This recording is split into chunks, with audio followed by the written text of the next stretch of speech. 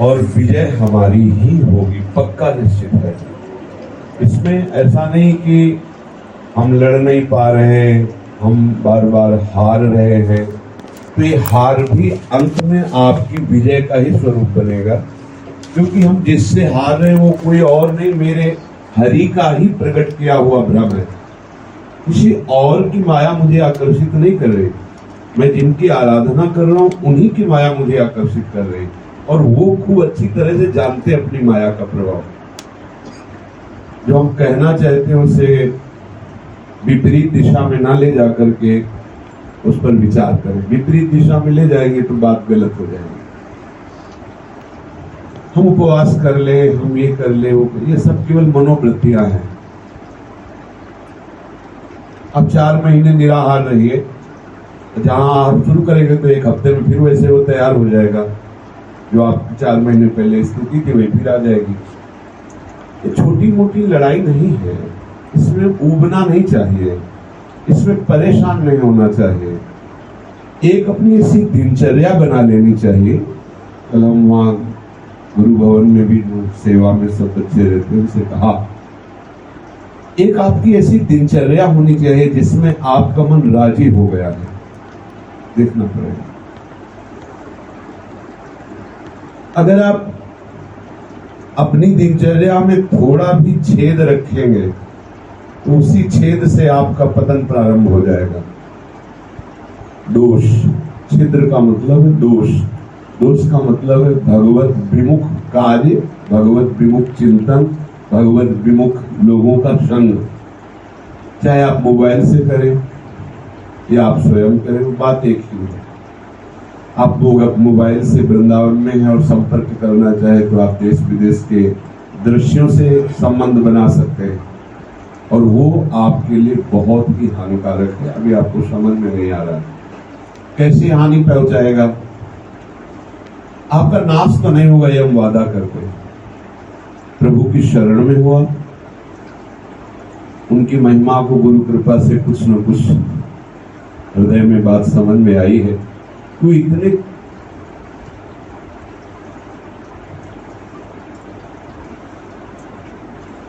कृपा समुद्र है कि कोई था नहीं पा सकता। एक बार किसी ने कृष्ण कहा, राधा कहा, और उसका भी पतन नहीं हो गई। एक बार कहा, आप लोगों ने तो जीवन अर्पित किया है। ये कोई निंदनीय बात नहीं है कि आपने कभी कोई विकार प्रकट हो जाए, आपके द्वारा कोई गलती हो जाए। हम अनंत जन्मों में ऐसा ही जीवन व्यतीत करते रहे जैसा विषयी पुरुष व्यतीत करते हैं। विषयी पुरुष का उद्देश्य होता है शरीर स्वस्थ रहे, मनोनुकूल विषय मिलता रहे, खूब हम उनका मनोरंजन करते हुए भोगते रहे, यही हमारी उन्नति है। संसार का जो विषयी पुरुष है उसको ये दोष नहीं समझ में आता है, उसको ये जीवन समझ में आता है कि यही जीवन है। खूब मनोनुकूल खाने को मिले, शरीर स्वस्थ मिले, और खूब मनोनुकूल भोग भोगने को मिले। जितनी भोगों की बहुतायत है उतना ही हम बड़े आदमी हैं, उतना ही हम वीआईपी हैं। ये संसार का स्वरूप यही है, कोई भी हो। लेकिन परमार्थ में बिल्कुल उसके उल्टा है। जितना हम संग्रह रहित हैं, जितना हम भगवत चिंतन परायण हैं, और जितना हम जितेंद्रिय, उतना ही हमारी उन्नति है। दोनों में फर्क है। अब बहुत जन्मों से हम उस मार्ग में रहे जो हमारे मार्ग का आज स्वरूप प्रकाशित है, वो बिल्कुल खिलाफ है। हमारे मन और इंद्रियों का उधर जाना स्वाभाविक तय है, चाहे तुम खोपड़ी के बल खड़े हो जाओ, तय है, वो जाएंगी, उनका अभ्यास है। पर आपको उसमें सावधानी रखनी। अगर आप उनको चतुरता पूर्वक जाने देंगे, छुपा के आप उनका सहयोग करेंगे, तो आपको जो जल्दी आनंद प्राप्त होने वाला था वो विलंब हो जाएगा, नाश तो नहीं होगा। नामे भक्ता प्रणश्यति, भगवान के वचन है। तो भक्ता में नहीं कि कोई 1 माला जपता है, कोई 1000 माला जपता है, पर भगवान की शरणागति में दोनों समान है, भगवान की दृष्टि में दोनों समान है। अब वो 1000 जपता है तो उतना समय भगवान में तन्मय, इसलिए वासना उसके ऊपर आक्रमण नहीं करती। वो एक माला जप करके फिर वासना का चिंतन करता है, इसलिए परेशान है, पर उसकी भागवतिक स्थिति में अंतर नहीं पड़ेगा आगे चलकर, क्योंकि वो भगवान की करुणा से आती है, कृपा से आती है। एक बार जिन नाम ली हित सोमय अति दीन, ताको संग न छाड़हि ध्रुव अपनो कर लीन। जे नामन मंगल लोक तिहु, जिनका नाम तीनों लोक का मंगल करने में समर्थ है, उन प्रभु का उल्टा सीधा भाव कुभाव जैसे भी नाम तो लेते हैं, प्रभु की शरण में है, धाम में है, जितना बनता है उनकी सेवा में है। इसके बाद दुर्वासना मुझे बराबर परास्त कर रही है और करती रहेगी जब तक उधर से रोका नहीं जाएगा। ये पक्का समझ लो, इसमें अपनी थोड़ी सावधानी और रोना धोना यही काम आएगा और कोई काम नहीं आएगा। कोई ऐसे बोले तो शिव बिरंची का मोहे को है बपुरान, तो हम हृदय की बात समझाना चाहते हैं कि आप अपनी 24 घंटे की दिनचर्या को एक ऐसे क्रम में बांध लीजिए कि आपके पास कुमार्गगामी वृत्तियों के लिए समय न रहे। जो समय यहाँ समूह में व्यतीत होता है, इसमें तो आपकी ताकत ही नहीं है कि कुमार्गगामी वृत्तियों का पोषण कर सके, आपकी ताकत नहीं है।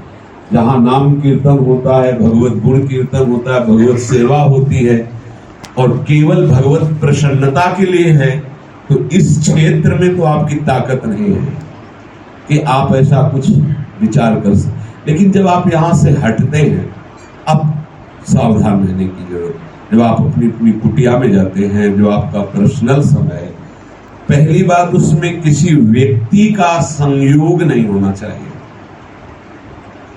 सावधान। यहां से हटने के बाद आपका जीवन बिल्कुल असंग होना चाहिए। ना मोबाइल से संपर्क होना चाहिए और ना प्रगट में संपर्क होना चाहिए।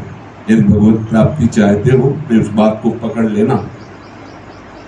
वो भले सत्संग के बहाने ही आपके पास बैठे तो भी नहीं बैठना। सत्संग हमारे गुरु का पर्याप्त है, हम उतने नहीं स्वीकार कर पा रहे तो आगे क्या सत्संग सुने। आपको ऐसी धारणा होनी चाहिए कि हम जो सत्संग सुन आए हैं उसका मनन करने का अब हमें समय मिला है एकांत में, अब हम और कुछ नहीं सुनना चाहते। अगर आप किसी व्यक्ति का सहयोग करेंगे तो 10 दिन माना हो आपको भागवतिक बात बताएगा, लेकिन 11वें दिन उसकी और आपकी दोनों की प्रवृत्ति मिलकर आपको परमार्थ से अलग करने की चेष्टा खड़ी कर देगी। ये सब अनुभव की बातें कहते हैं। बहुत सावधानी की जरूरत है, बहुत सावधानी की जरूरत है। दूसरी बात, ये जो यंत्र का समय चला है कलयुग में, ये परमार्थ के लिए बहुत सावधानी की आवश्यकता, नहीं तो बहुत घातक यंत्र है। जब शास्त्रों में लिखा किसी पशु पक्षी को भी मैथुन करते नहीं देखना चाहिए, यदि दृष्टि पड़ जाए तो तत्काल प्रणाम मुद्रा में होके हटा लीजिए, दोबारा उसको मत देखिए, नहीं तो वो वृत्ति आपकी आपको परेशान कर देगी। पक्का, ये पक्का है। किसी भी जीव को, पशु पक्षी को भी यदि आप मैथुन संयोग को देख रहे हैं तो निश्चित आपके अंदर विकार आ जाएगा। शास्त्र जो आज्ञा करता है, बहुत अनुभवी महापुरुषों के द्वारा, भगवत स्वरूप महापुरुषों के द्वारा बातें लिखी गई है।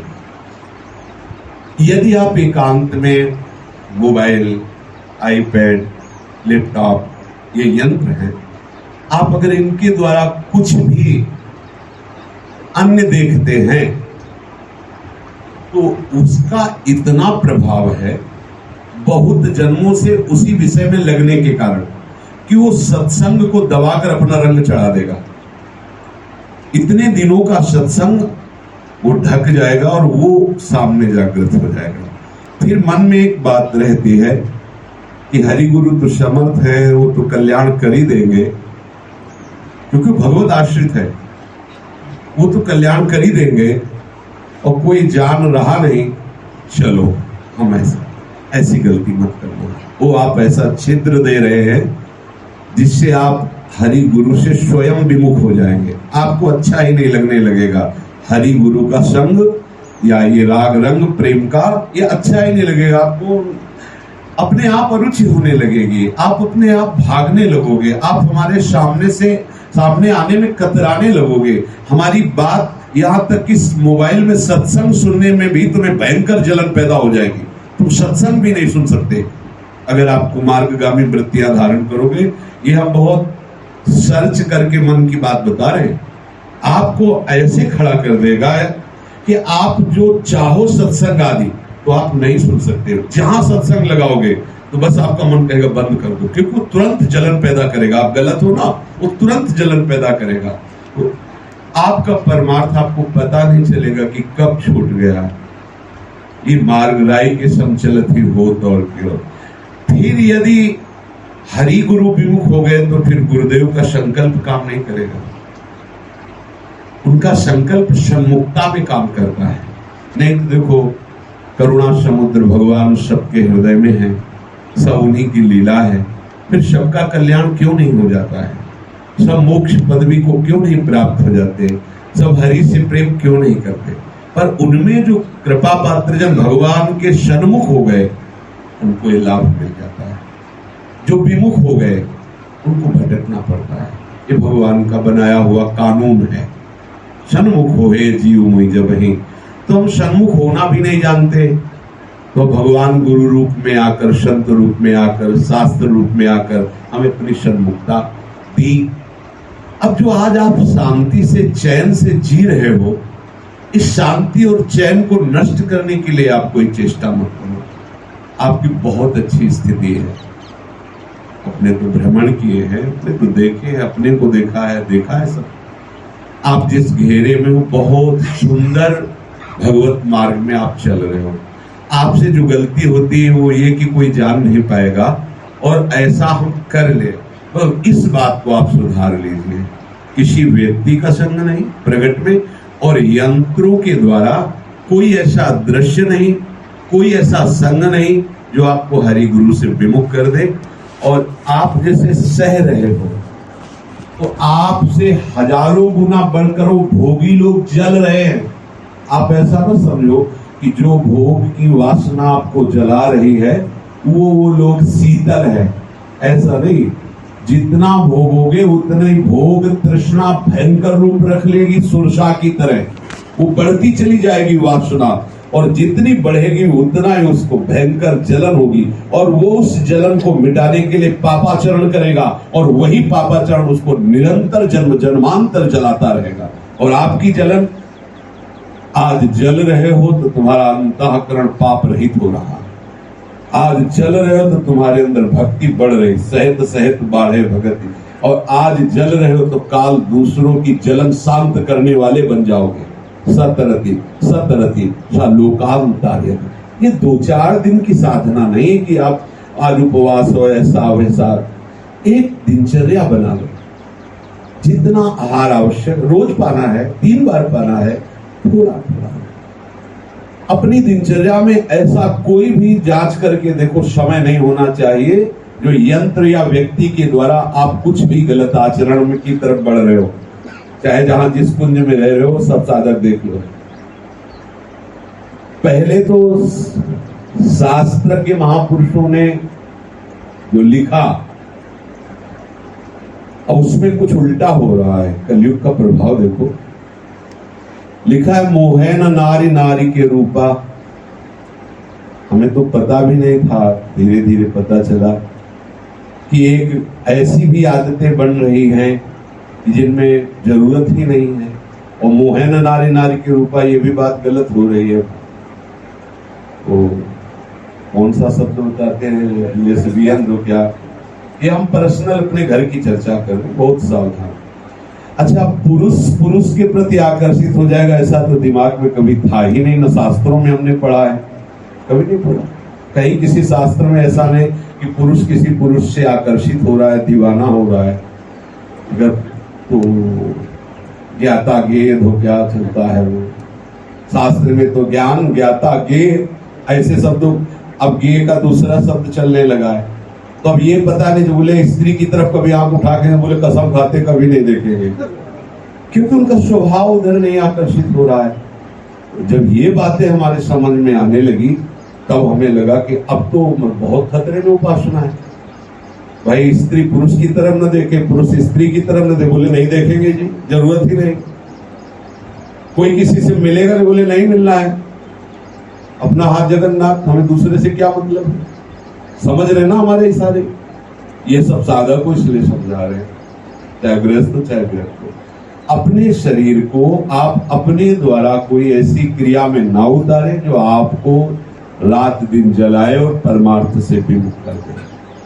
आपके द्वारा कोई भी ऐसी जो ये कलयुग की प्रकट की हुई रीतियां हैं, ये आपके अंदर नहीं होनी चाहिए। भगवान को अगर उसी नरक में भोग कराना होता तो आप लोगों को क्यों बाहर निकालते? जब भगवान ने बाहर निकाल दिया है तो ऐसी कोई हरकत किसी भी साधक या साधिका में नहीं होनी चाहिए। आप अगर उसको करेंगे तो आप भगवत विमुख हो जाएंगे। भगवत विमुख हो जाएंगे तो आप पता नहीं किस कल्प में हमें सौभाग्य मिले कि ना मिले। बहुत सावधान। ये जो हम साधकों से प्राय शासन रूप में कहते रहते, कोई किसी की कुटिया में नहीं जाएगा, किसी के कमरे में नहीं जाएगा।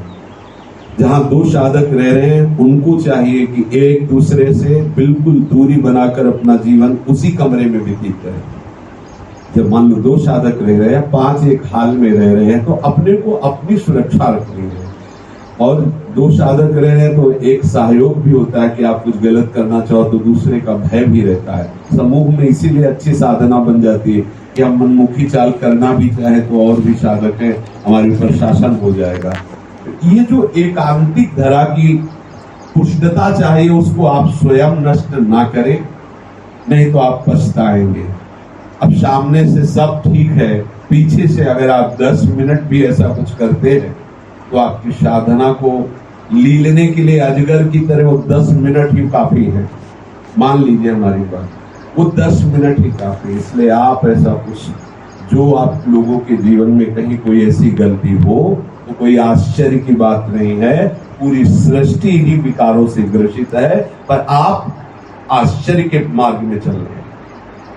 आप जवान हैं, 12 साल 18 साल के बच्चे बच्चियां हैं और मूल मुड़ाए रज लगाए सब संसार के भोगों को लात मार के चल। यह आश्चर्य की बात है। वो आश्चर्य नहीं कि आपके अंदर काम है, आप कोई हरकत काम की कर रहे हैं तो बोले बड़ा आश्चर्य। वो आश्चर्य नहीं, वो तो कीड़ा मकोड़ा पशु पंछी सब उसी में लगे हुए हैं। लेकिन ये आश्चर्य है कि आपकी ऐसी नवीन अवस्था और आप उसमें इस मार्ग में चल रहे हैं। प्रणाम है आपके भाग्य को कि भगवान ने ऐसा सौभाग्य दिया। अब आप उस गंदगी की तरफ ललचाए नहीं, आप बहादुर हैं। आपको जो देने वाले हैं प्रिया प्रीतम वो ब्रह्मादि को भी प्राप्त नहीं है। तो आप ऐसा मत समझे कि मैं जल रहा हूं, मेरा दिन ऐसे ही जा रहा है, पता नहीं परिणाम क्या होगा। परिणाम तो हम तुम्हें बता रहे हैं। तो वो चीज मिलने वाली है जो ब्रह्मादि को भी नहीं मिलेगी। आप देखो आपका जीवन कैसे चल रहा है। आज का जो वातावरण है उसके विषय में जब हमें बच्चों से जानकारी होती है, बोले वो बॉयफ्रेंड गर्लफ्रेंड, ये कोई तरीका है? जब तक हमारा ब्याह ना हो तब तक हम पवित्र जीवन और जितेंद्रीय संयम में जीवन व्यतीत करें। ब्याह हुआ तो भगवत आराधना में गृहस्थ जन। अब वो क्या हो रहा है? अब वो शब्द बुरे लगेंगे कहने में। एक पुरुष को छोड़कर दूसरे पुरुष की तरफ आकर्षित होना या कई पुरुषों से संबंध रखना, उसे अपने समाज में जानते हो क्या कहा जाता था? वैश्या कहा जाता था। एक पत्नी व्रत छोड़कर दूसरी स्त्रियों की तरफ गंदी दृष्टि रखना, उसे क्या कहा जाता था? व्यभिचारी। जो पर स्त्री गमन, व्यभिचारी। अब उसे आज की शौक मानी जा रही।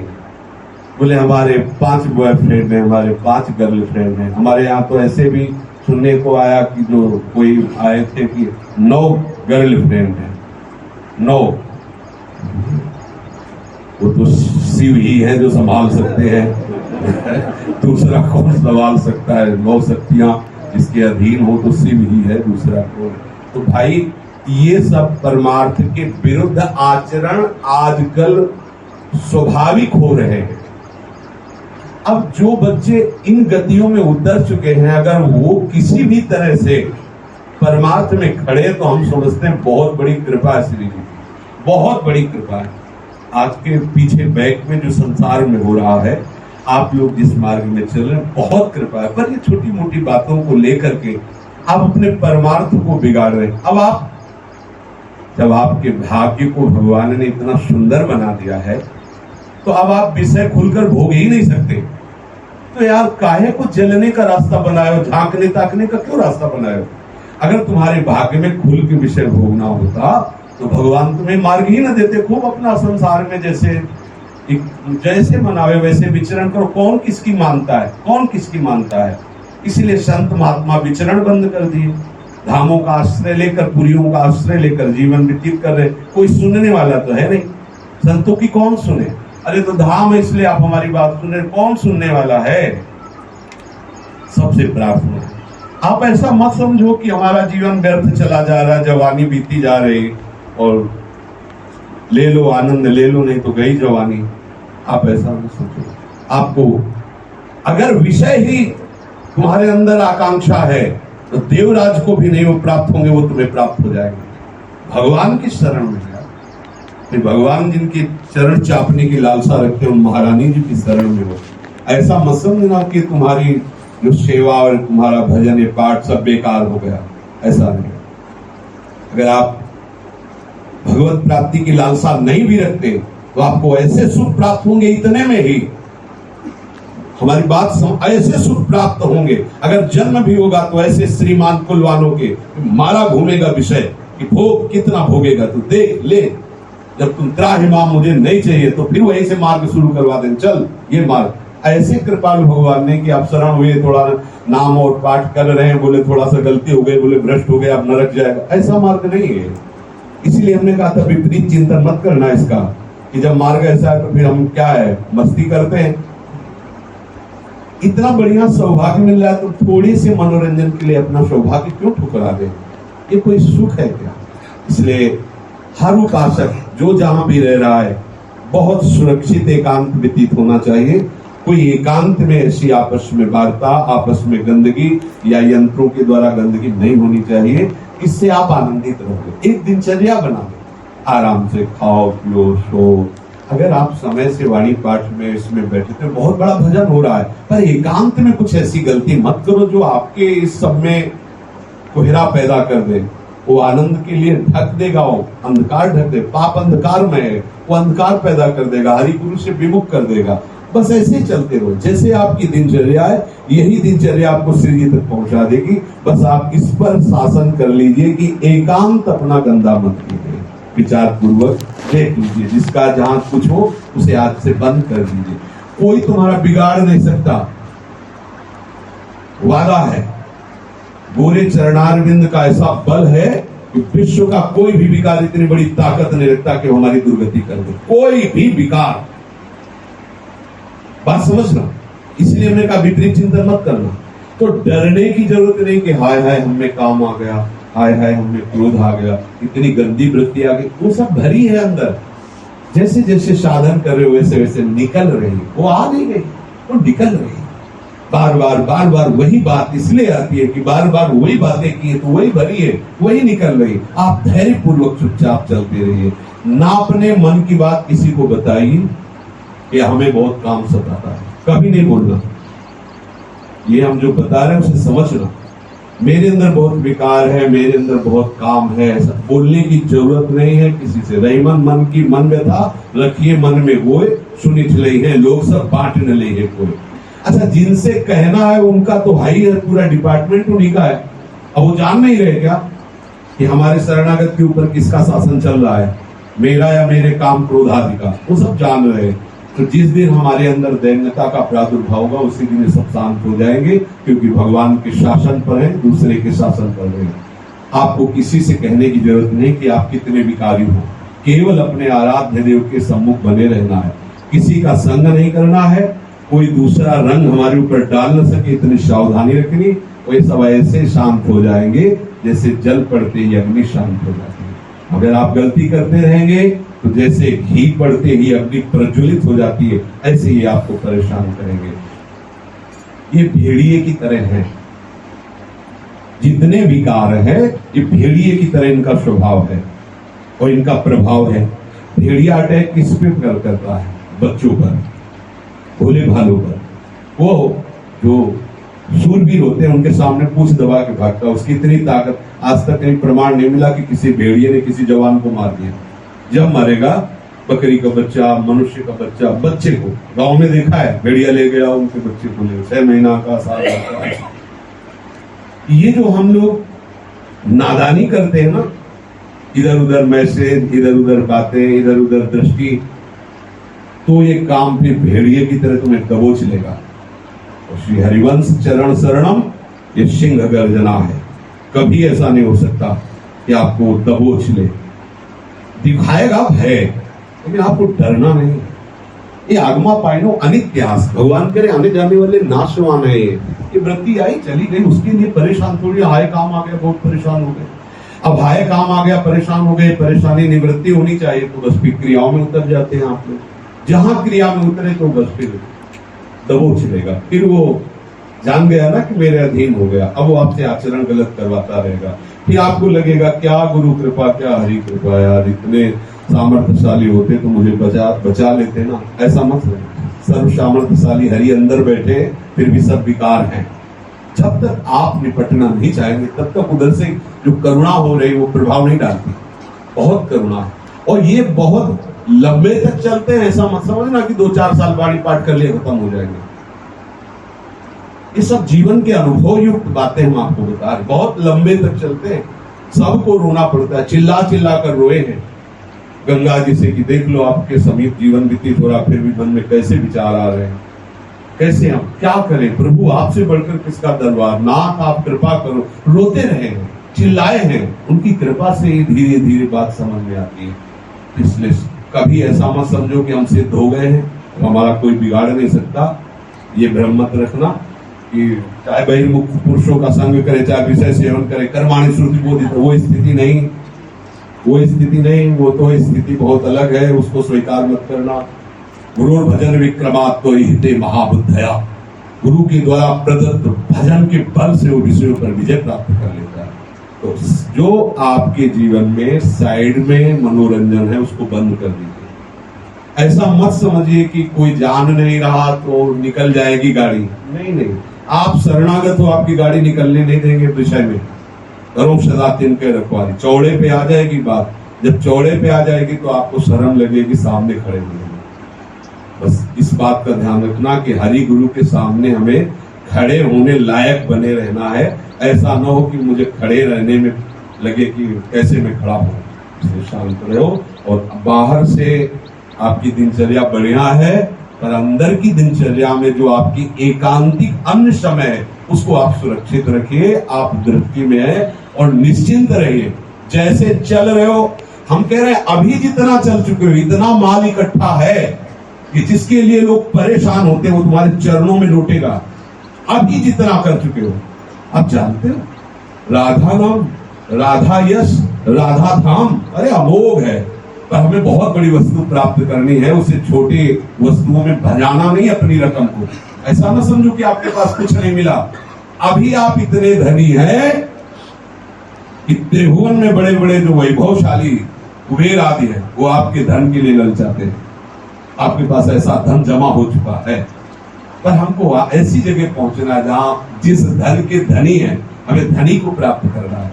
आप ऐसा मत सोचिए कि इतने वर्षों से लग रहा हूं वही काम वही क्रोध, क्या मिला मुझे। तैयार हो चुका है आपका, तो क्या क्या आपको मिलना है सब तैयार हो चुका है। बस आप चूक मत कीजिए, चुपचाप ऐसे चलते रहिए। और लंबा ये मार्ग है। हम कहते अगर 1 साल के लिए कोई रखते तो कोई भी चल सकता है कि 1 साल भैया ब्रह्मचर्य से रहना है, 1 साल ऐसे नियम से, कोई भी हट करके चल सकता है अपने कल्याण के लिए। पर पूरे जीवन का खेल है भाई। 50 साल आपने सही निर्वाह किया, 5 मिनट फेल हो गए थे, 50 साल की बात नहीं मानेंगे संसार। कोई दया नहीं करेगा यार। 50 साल से योद्धा लड़ता रहा, 5 मिनट ये फिसल गया, कोई बात नहीं, खड़े हो, चलो तुम्हारी जय हो, तुमने 50 साल लड़ा, कोई नहीं मानेगा। 5 मिनट की बात से तुम्हारे पूरे जीवन को रद्दी कागज बना देगा ये संसार। इसलिए हम जो कह रहे हैं उसको समझिए, बहुत सावधान रहिए, ऐसी कोई गलती मत कीजिए जिसको आपको लग रहा है कोई जान नहीं रहा है, यार चलो मनोरंजन भी हो रहा है, नहीं, जिनको जानना है वो जान रहे हैं और वो आपको ऐसे चौड़े में खड़ा करेंगे कि आप सर उठाने लायक नहीं रखेंगे, तभी उनकी कृपा फलीभूत भी होगी अगर आप गलती करोगे।